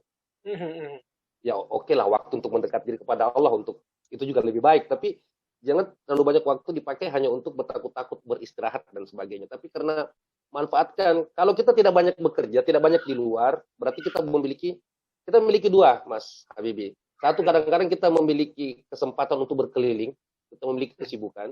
Tapi kadang-kadang kita tidak memiliki tempat, tapi kita memiliki waktu. Kita memiliki waktu untuk berpikir itu pada saat-saat seperti ini. Nah, kita bisa melakukan hal-hal yang kreatif. Apa-apa yang tidak dilakukan orang enak nih dilakukan saat ini. Saya kemarin bicara sama teman, saya boleh nggak beriklan sekarang? Teman yang memiliki produk. Saatnya, kalau Anda beriklan hari ini 1 kali, lawan Anda tidak beriklan. Berarti Anda menang 100%. Coba lakukan itu di masa di luar pandemi. Kalau Anda lakukan itu di masa luar pandemi, satunya Anda tidak ada apa-apanya karena lawan Anda berkomunikasi 10 kali lipat. Satunya Anda tidak punya nilai. Tapi pada saat orang semua diam, vakum, makanya Anda naikkan segera komunikasi produk Anda. Nah, sama dengan yang tadi ditanyakan, apa yang harus kita lakukan? Ya, udah, kalau misalnya kita lihat nanti apa yang menjadi harapan orang-orang yang sudah sembuh, tentu kan liburan, senang, berpergian. Pikirkanlah apa-apa yang bisa memenuhi kebutuhan itu saat ini. Jadi begitu orang mulai mau berpikir, Anda sudah ada di sana. Ketika pandemi ini selesai, mudah-mudahan kita juga berdoa, Juni sudah selesai pandemi ini, vaksin sudah merata. Orang yang berpikir bisnis apa yang akan dilakukan di sana, orang itu seperti lagi euforia nanti, bulan Juni, Agustus euforia, yang tidak pernah keluar negeri, pengen keluar negeri, duitnya dikumpulin, atau mulai aktif semuanya. Kayak orang baru keluar lepas penjara gitu. Nah, siapkan fasilitas-fasilitas yang dibutuhkan itu. Rental, sewa, perbaikan mobil, apa semua ini, orang semua lagi nanti akan berada di sekitar sana. Nah, persiapkan dari sekarang, ketika pandemi sudah selesai, Anda orang yang sudah menunggu di sana, bukan Anda orang yang juga baru mulai berpikir bersama mereka, Anda ketinggalan lagi, Anda kehilangan momentumnya. Kayak begitu, Mas Habibie. Oke, terima kasih Pak Sukardi Arifin ya. Luar biasa sekali teman-teman, mudah-mudahan di marketing seri 1 part 1 ini, marketing part 1 ini mudah-mudahan bisa senang dengan apa yang dipaparkan oleh Pak Sukardi, tapi Pak Sukardi masih punya PR untuk membagikan siapa pemenang yang akan mendapatkan masing-masing 1 buah kaos t-shirt Kubisa. Kalau Pak Sukardi nanti dapatnya di akhir bulan ini, nanti pendataannya oleh eksekutif produser. Nanti dianterin kan? Siap dong, pastinya. Saya ambil sendirilah. Oh, bukan main, mentang-mentang tetangga. Oke, baiklah Pak Sukardi, saya akan bantu mendata 4 pemenang yang akan dipilih 2 oleh Bapak, yaitu masing-masing ada atas nama Rafael Maria Kristianti, lalu ada Azizah Syarif, ada Firdaus Yasin, dan juga ada atas nama Makfiroh Asri. Silakan Pak Sukardi memilih yang pertama. Saya memilih yang pertanyaannya paling terakhir itu karena lebih ke masa depan ya, lebih ke lebih ke future gitu ya cara bertanya, dan saya senang orang-orang yang berpikir masa depan bukan saat ini gitu. Kalau saya nggak salah tadi Makfiroh ya namanya ya. Makfiroh Asri. Oke, satu lagi ya, Pak. Betul. Nah, sama yang tadi nanyakan apa yang harus kita jual pada saat pandemi saat ini gitu ya. Kalau saya nggak salah Yusuf apa yang pertama sekali. Firdaus Yasin ya. Oh, yang pertama apa yang laki-laki? Yang pertama sekali. Yang pertama sekali Rafael Maria Kristianti. Kristianti ya Kristianti. Oke. Selamat kepada Mbak Rafael Maria Kristianti dan juga atas nama Mbak Makfiroh Asri. Masing-masing dari Anda dipilih oleh Pak Sukardi untuk mendapatkan 1 buah giveaway t-shirt Kubisa yang akan Anda dapatkan. Jangan lupa nanti kalau dihubungi oleh tim kami, jangan lupa menyertakan alamat lengkap. Ya, jangan sampai nanti kalau nggak lengkap alamatnya pindah lah, nyampenya ke rumah tetangga, nggak enak ya. Dan juga sertakan ukuran atau size baju yang biasa Anda pakai di badan. Jangan sampai lupa, karena kalau sampai lupa kita kasih yang XXL biar gombrong ya. Oke, terima kasih Pak Sukardi dan teman-teman yang sudah hadir ke sini. Saya mengucapkan terima kasih, luar biasa sekali rekan-rekan sekalian. Mudah-mudahan ini bisa menjadi wawasan baru kita untuk bisa mengenal lebih dekat dan juga lebih gamblang tentang atau perihal marketing. Rekan-rekan sekalian, karena itu saya tutup perjumpaan kita pada sore hari ini. Jangan lupa nanti malam juga ada acara yang tidak kalah keren bersama Mika, rekan saya Mika. Ngomongin apa sih? Jangan lupa nanti malam pokoknya 19.30. Dan karena saya sekali lagi bekerja sama dengan Satgas Covid, waktu itu Satgas Covid juga pernah datang ke acara saya Q&A Kubisa Night Show. Dan saya harap teman-teman jangan kemana-mana kalau nggak penting banget, tapi kalau harus kemana-mana atau pergi bekerja, sertakan masker dan juga face shield dan juga sarung tangan, tapi juga jangan lupa kalau ngapa-ngapain untuk mencuci tangan Anda keluar dan masuk ruangan. Terima kasih Pak Sukardi, terima kasih Sobat Kubisa, rekan-rekan sekalian mewakili seluruh kerabat kerja yang bertugas, saya Ahmad Habibie Salam mengucapkan terima kasih. Wassalamualaikum, salam kompeten, salam sehat, dan bye-bye. Silakan Master Control.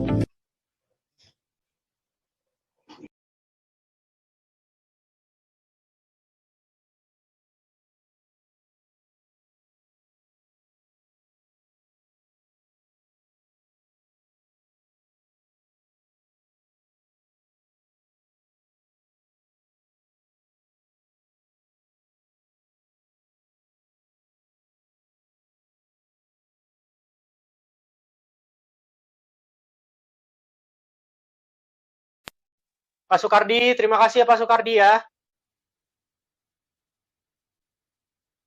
Halo Pak Sukardi, terima kasih ya. Mudah-mudahan kita bisa ketemu lagi. Mbak Gigi dan Mbak Citra, kita rehat sejenak. Kita akan ketemu nanti malam pukul 19.00 untuk kita bisa final briefing bersama